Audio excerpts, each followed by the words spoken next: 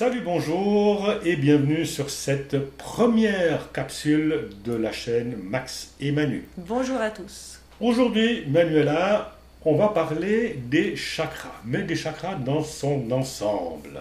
C'est ça, oui. C'est important, tout le monde en a déjà entendu parler de ces chakras.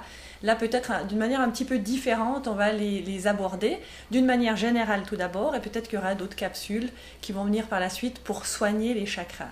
Alors moi, ce que je te propose, mon cher Max, c'est de commencer dis-moi. par le chakra racine. Ah, le fameux chakra racine. Voilà. Oui, Et je pense d'abord, que- moi j'ai une question Oui, quand dis-moi. même.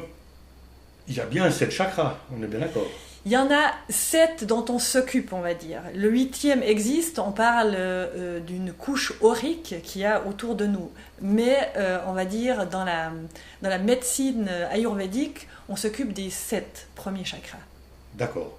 Donc, si déjà tu pourrais nous dire, nous énumérer tous ces chakras. Alors, tout d'abord, il y a le chakra racine, qui est le premier, qui se trouve tout près du périnée, vers le coccyx. Nous avons le chakra sacré, qui se trouve juste en dessous du nombril. On a le chakra plexus solaire, c'est vraiment le chakra du guerrier. Vous avez le... C'est celui-là, là, hein. Ah, c'est juste vers Ouais. l'estomac, vraiment. On verra tout à l'heure tous les détails. Vous avez le chakra du cœur, qui se situe au niveau de la poitrine. Vous avez le chakra de la gorge qui se trouve ici entre le cou et la nuque. Et vous avez le chakra ici du troisième œil et ensuite le coronal. Donc il faut quand même savoir que le premier et le 7e chakra, ce sont deux sphères qui ne tournent pas de la même manière que les autres. Parce que tous les chakras sont des roues. Tu le C'est savais? ça, ouais. Voilà. Ouais, je savais. Et ce qui est aussi intéressant, c'est que le chakra racine Oui. et puis le chakra coronal sont des chakras verticaux. Voilà, exactement. Eux, Alors que ils vont les tourner autres comme sont- ça, énergétiquement, et les autres tournent vraiment dans le sens des aiguilles d'une montre.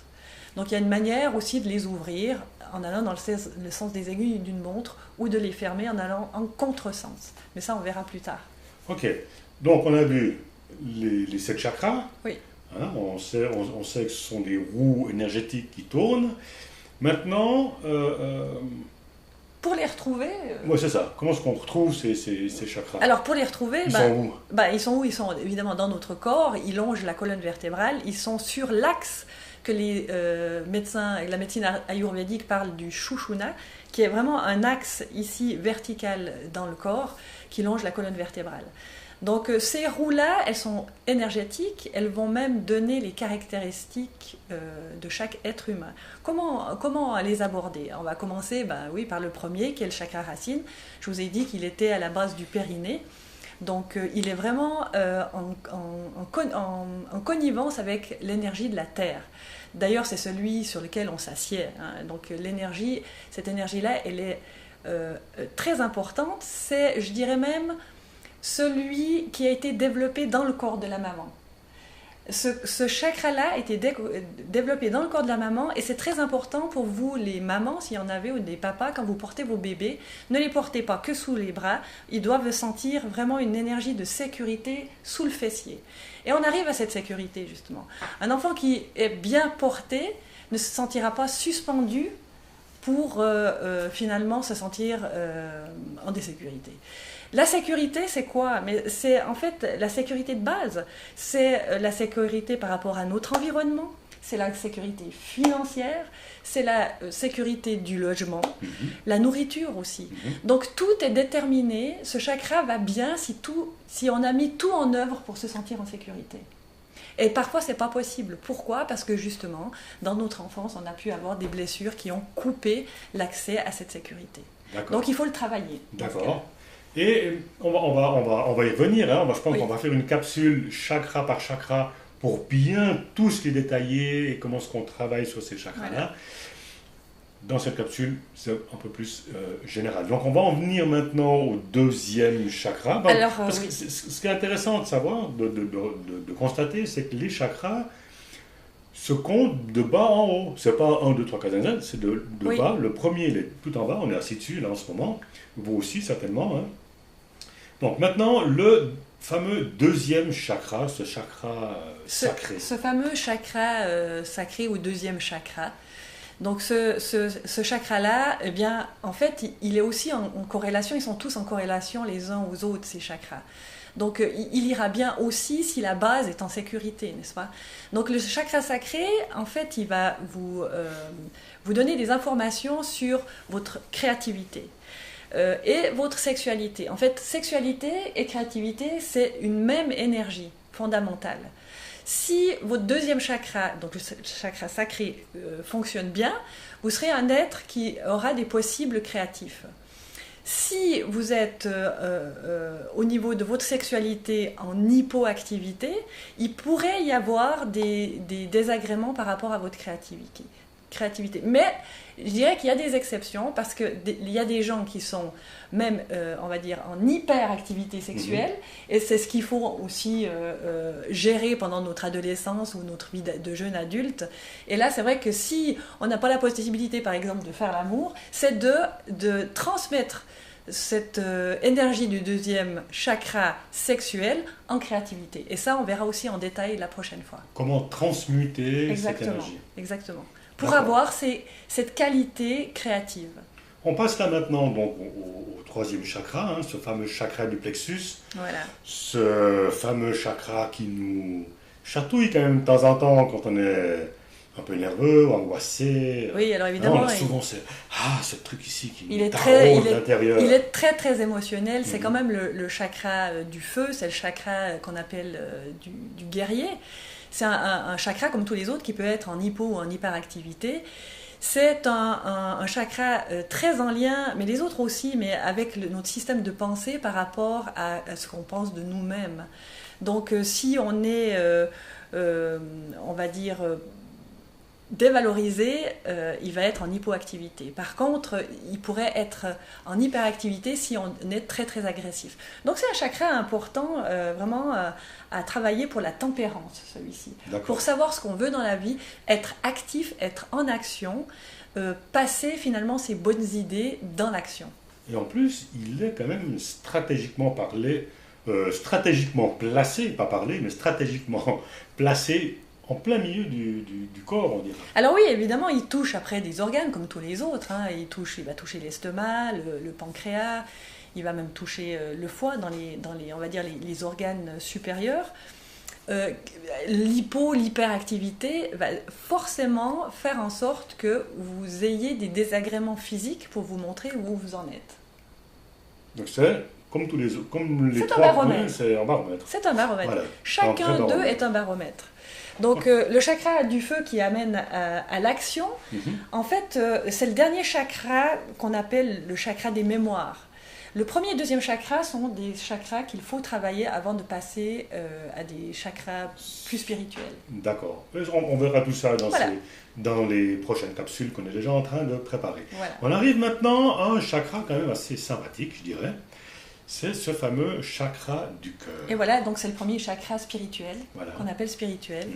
Donc c'est le chakra qui touche la poitrine, c'est l'ouverture du cœur, mais l'ouverture du cœur toujours avec la notion d'avoir assez pensé à soi pour commencer à s'aimer, à se marier à soi-même, pour pouvoir encore une fois faire monter cette créativité depuis le premier chakra. Donc quelque part, il faudrait à un moment donné de sa vie être un petit peu égoïste pour pouvoir mieux donner par la suite. Alors il faut toujours commencer par être égoïste, c'est vraiment un travail spirituel, c'est connaître, savoir ce que c'est l'égoïsme pour pouvoir après entrer dans l'unité. L'unité du grand tout, mais d'abord notre unité et ensuite celle du grand tout. Ok, donc on monte encore d'un étage là pour arriver au chakra de la gorge. Voilà, donc après être passé par la compassion du cœur, on va maintenant dans la communication. Et ce chakra de la gorge, c'est vraiment pour développer, il est là en tout cas pour animer notre communication face au monde. Donc s'il est hypo ou hyperactif, on verra aussi qu'il y a des gens très timides, ça c'est l'hypoactivité, comme il y a des gens qui font que des blablabla parce qu'il y a une hyperactivité et qu'il faut savoir gérer, donc soigner. En fait, jusqu'à maintenant, tout ce qu'on a vu, l'idéal c'est que tout ça soit ni trop ouvert, ni trop fermé, mais dans le juste milieu. Exactement. Et il y a une méthode pour soigner ça, c'est vraiment merveilleux. Extra, je me réjouis de voir ça dans les prochaines capsules. Oui. Et on va arriver à un chakra qui est certainement connu de tout le monde, des voyageurs. Hein, et comme ces chakras ont été mis je dirais presque mise à jour un petit peu par les Indiens, les hindous, hein, dans la philosophie hindoue. Oui. On voit souvent les hindous avec un petit point rouge ici, hein, le troisième œil, ce fameux troisième œil qui fait sourire bien du monde, mais il est placé pile poil sur un chakra. Exactement. Alors lui, il est vraiment lié à la glande pinéale, qui est une paume de pin à l'intérieur du crâne, une petite glande de lumière, qui est stimulée justement quand on arrive à être dans une intuition qui amène au discernement. Mais le discernement, c'est vraiment le discernement intelligent quand les émotions sont à notre service enfin, parce que les 3 premiers chakras sont nettoyés et sont guéris. On arrive déjà dans des trucs un petit peu plus, pas techniques, mais... Oui, c'est ça. Ouais, C'est technique. Ouais. Alors on va dire que c'est un chakra qui est très subtil, parce que déterminer l'intuition, c'est être capable de se sortir de nos souvenirs pour être dans le moment présent, pour pouvoir lire ce qui se passe. D'accord. Donc, troisième œil, on peut dire que c'est le chakra de l'intuition. Exactement. Et de l'intuition qui donne sur le discernement. D'accord. Et on arrive maintenant à cette fameuse couronne, Voilà. hein, le chakra coronal, Voilà. ici, juste au sommet du crâne, ce grand lotus à 1000 pétales. Voilà, c'est le grand lotus, donc cette roue qui tourne à l'inverse des autres. Hein, si on pense que les autres tournent comme ça, celui-ci va tourner au-dessus de votre crâne comme ça. Et lui, en fait, il ouvre à l'illumination et à la connaissance. Donc, c'est un chakra cosmique. C'est un chakra qui vous, en fait, après avoir été soutenu, on va dire, par l'unité de votre cœur, on va dire, si vous arrivez à monter dans votre chakra coronal assez haut, on va dire ça comme ça, il est difficile à expliquer celui-ci. Si les énergies sont assez ouvertes pour avoir, on va dire, une grandeur du monde qui dépasse le monde et qui arrive au cosmos, vous êtes dans le chakra couronne. Ça veut dire que vous allez pouvoir avoir accès à différents mondes, c'est ça, avec une imagination débordante, mais soutenu par votre chakra du troisième œil qui saura vous remettre les pieds sur terre, parce qu'évidemment quand on entre dans le cosmos c'est infini, c'est d'une vastitude incroyable, mais vous êtes connecté, on va dire, à la déité. Donc cosmique. on a un autre chakra racine qui lui pose les pieds au sol. Oui, nous soutient au sol. Et ce chakra couronne, Voilà. le coronal, qui lui est en contact direct avec les énergies Exactement. cosmiques. Et celui-ci, il est bien ouvert quand nous sommes arrivés dans un détachement du matériel. Donc ça ne veut pas dire qu'on s'en fout du matériel, qu'on ne l'utilise pas, mais ça veut dire simplement que notre sécurité n'est plus matérielle. C'est ça. C'est ça. On arrive déjà au bout de cette première capsule. Hein. On a vu les généralités du global. de nos 7 chakras, les nôtres, comme les vôtres, hein, c'est les mêmes.